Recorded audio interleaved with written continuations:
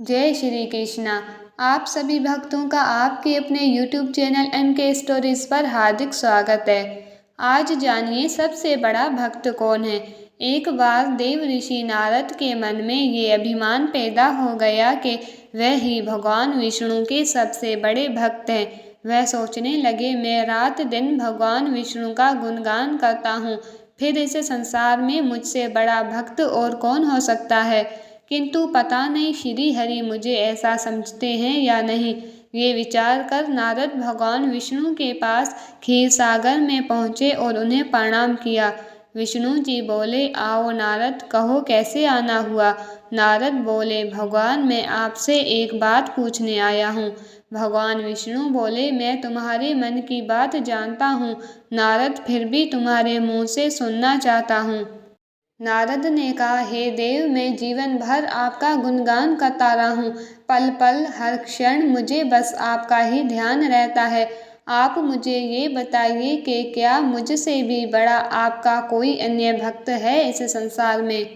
भगवान विष्णु समझ तो पहले ही गए थे कि नारद को अपने भक्ति पर अभिमान पैदा हो गया है, किंतु अपने मन की बात छुपाकर वह बोले, नारद, इस प्रश्न के लिए तो तुम्हें मेरे साथ मृत्युलोक चलना पड़ेगा।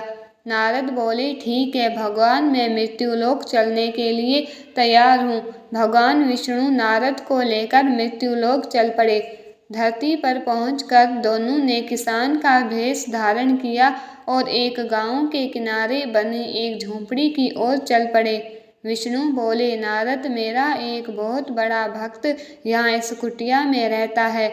आश्चर्य है, क्या मुझसे बढ़कर भी किसी की भक्ति हो सकती है। नारद के मुख से निकला, क्या वह भी मेरी तरह आपका ध्यान लगाए रहता है। आओ स्वयं ही जान लोगे, विष्णु ने कहा और उस कुटिया की ओर बढ़ गए।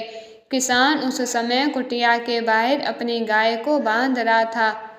उसके मुख से हरि हरि गोविंद का स्वर निकल रहा था। किसान भेषधारी विष्णु ने उसके निकट जाकर नारायण नारायण कहा तो किसान ने विनीत स्वर में पूछा, आप कहाँ से आए हैं। भद्र, मेरे लिए कोई सेवा हो तो न संकोच बताइए।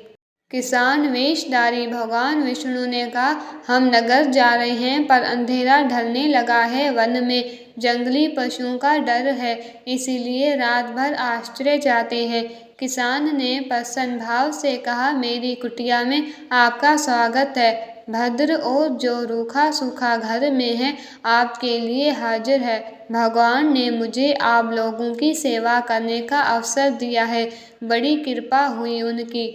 बाहर एक खटिया पर दोनों को बिठाकर किसान अंदर गया और अपनी पत्नी से कहा, देवी, दो अतिथि आए हैं।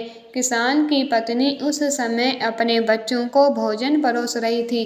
धीरे से आटे का बर्तन देखती हुई बोली, घर में इतना सा ही आटा है और ये बच्चे और भोजन मांग रहे हैं। किसान बोला, कोई बात नहीं, हम अतिथियों को भरपेट भोजन कराएंगे, तुम बच्चों को आज कांजी बनाकर पिला देना। नारद और भगवान विष्णु ने इन दोनों का सारा वार्तालाप सुना, फिर भी परीक्षा के लिए भोजन की थाली पर बैठ गए। जब दोनों भरपेट भोजन कर चुके थे तो नारद सोचने लगे, ये सीधा साधा गृहस्थ भगवान का सबसे बड़ा भक्त कैसे हो सकता है। इधर श्री हरि ने किसान से और भोजन लाने की फरमाइश कर दी। बोले, मेरा पेट अभी नहीं भरा, क्या और भोजन मिलेगा। किसान रसोई घर में गया और जाकर पत्नी से पूछा, कुछ और भोजन बचा है क्या। पत्नी बोली, बच्चों के लिए कांजी बनाई है, बस वही शेष है। विष्णु और नारद वह भी पी गए। किसान और उसके परिवार को भूखे ही सोना पड़ा। भूखे बच्चे माँ का आंचल थाम कह उठे, माँ, नींद नहीं आ रही है, मुझे बड़े जोर की भूख लगी है। पिताजी ने इन अतिथियों को कांजी भी क्यों पिला दी। किसान ने बच्चे के सर पर हाथ फेरते हुए कहा, अतिथि को भोजन कराना स्वयं विष्णु भगवान को भोग लगाने के समान है बेटा। बाहर दोनों अतिथि अलग अलग बिस्तरों पर लेटे हुए थे। भगवान विष्णु ने कहा, तुमने सुना नारद, किसान और उसके परिवार को भोजन नहीं मिला, फिर भी वह मेरे गुण गाए रहे हैं। ये तो कुछ भी नहीं है, मैंने तो कई कई दिनों तक भूखे रहकर आपका स्मरण किया है। अगले दिन सुबह उन्होंने देखा किसान भगवान विष्णु की मूर्ति के सामने कह रहा था, गोविंद हरि हरि, तुम सदा मेरे मन में बसे रहो, बस मुझे और कुछ नहीं चाहिए। फिर दोनों अतिथियों से बोला, हरि की बड़ी कृपा है, वही जग का रखवाला है। प्रभु की दया से रात को कोई कष्ट तो नहीं हुआ। जब तक आपका जी चाहे तब तक आप दोनों यहाँ रहें, मैं खेत पर जा रहा हूँ। किसान भेषधारी श्री हरि बोले, हम भी तुम्हारे साथ चलेंगे यदि तुम्हें कोई आपत्ति न हो तो। नारद और विष्णु भगवान किसान के साथ उसके खेत पर गए। किसान बोला, यही है अपना खेत, अब मैं अपना काम करूँगा, गोविंद हरि हरि। नारद बोले, तुम तो सतपुरुष हो, भगवान के बड़े भक्त हो, हर घड़ी उनका नाम लेते रहते हो। किसान बोला, अरे कहाँ, काम से जब भी थोड़ा बहुत समय मिलता है तभी उनका नाम लेता हूँ। नारद ने पूछा, कब कब मिलता है समय? किसान बोला, सुबह उठता हूँ तब, रात को सोता हूँ तब, और दिन में जब भी काम से समय मिल जाए। ओ समझा, नारद के मुख से निकला।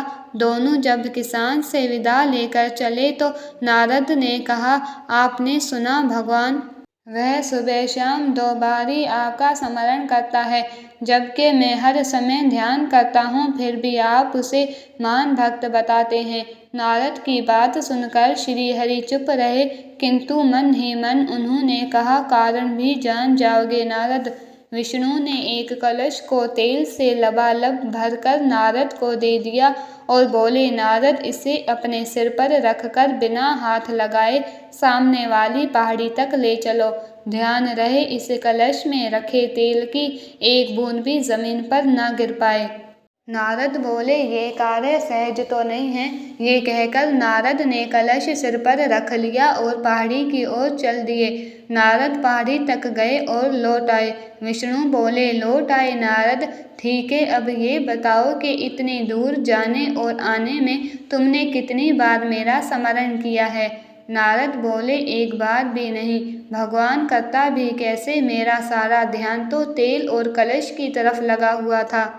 श्री हरि बोले, अब तुम ही सोचो, वह किसान दिन भर कठिन परिश्रम करता है, फिर भी 2-4 बार मेरा स्मरण जरूर करता है, और तुम एक बार भी मेरा स्मरण नहीं कर पाए।